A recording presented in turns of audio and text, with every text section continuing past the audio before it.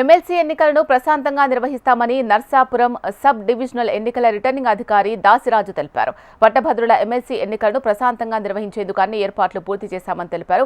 Sub division పరిధిలోని నర్సాపురం, పాలకొల్లు, ఆచంట నియోజకవర్గాల్లోని 8 మండలాల్లో మొత్తం 26,812 మంది ఓటర్లు ఉన్నారు. మొత్తం 33 పోలింగ్ కేంద్రాలు ఏర్పాటు చేశామని 180 మంది సిబ్బందిని నియమించినట్లు వెల్లడించారు. ఇప్పటికే సబ్ కలెక్టర్ కార్యాలయ ప్రాంగణంలో ఎన్నికల సామాగ్రి డిస్ట్రిబ్యూషన్ సెంటర్ ఏర్పాటు చేసి సిబ్బందిని పోలీస్ బందోబస్తు మధ్య సామగ్రితో పోలింగ్ కేంద్రాలకు తరలిస్తున్నామన్నారు. పాలకొల్లు నియోజకవర్గంలోని అత్యధికంగా 10 పోలింగ్ కేంద్రాలు ఉండడంతో అక్కడ ఎక్కువ మంది సిబ్బందిని నియమించినట్టు తెలిపారు.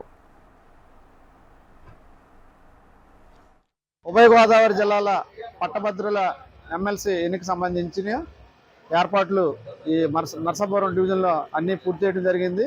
మరి ఇప్పుడు ఈ ఎన్నికలు నిర్వహించడానికి నియమించినటువంటి పోలింగ్ సిబ్బంది మాకు ఇక్కడ రిపోర్ట్ చేశారు. వాళ్ళకి ఇప్పుడు పోలింగ్ మెటీరియల్ ఇస్తాం. వీళ్ళు ఈ పోలింగ్ మెటీరియల్ తీసుకుని సంబంధిత పోలింగ్ స్టేషన్కి వెళ్ళడం జరుగుతుంది.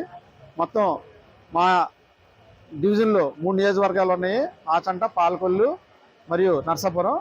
మరి ఈ 3 నియోజకవర్గాలు కానీ 33 పోలింగ్ స్టేషన్లు ఉన్నాయి. మాకు 26,812 ఓట్లు కూడా ఉన్నాయి ఇక్కడ.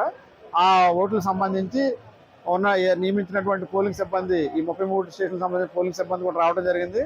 వీళ్ళు మేము 6 రూట్లుగా 3 సెక్టర్లుగా విభజించడం జరిగింది. ఈ పోలింగ్ సిబ్బందిని లంచానంతరం ఈ సంబంధించిన పోలింగ్ స్టేషన్లకి మనకి పోలీసుల పర్యవేక్షణలో అక్కడికి తీసుకెళ్ళడం జరుగుతుంది. అలా ఏర్పాట్లు చేసి రేపు 8 గంటల నుంచి 4 గంటల వరకు పోలింగ్ జరుగుతుంది. మరి ఆ పోలింగ్ ప్రక్రియ అనంతరం అవి మెటీరియల్ తీసుకుని వెళ్ళి భీమవరంలో అప్పచెప్తారు. భీమవరం నుంచి తర్వాత ఏలూరు కౌంటింగ్ వెళ్తాయి. అవన్నీ ఇక్కడ అన్ని ఏర్పాట్లు అయితే కంప్లీట్ చేస్తాం.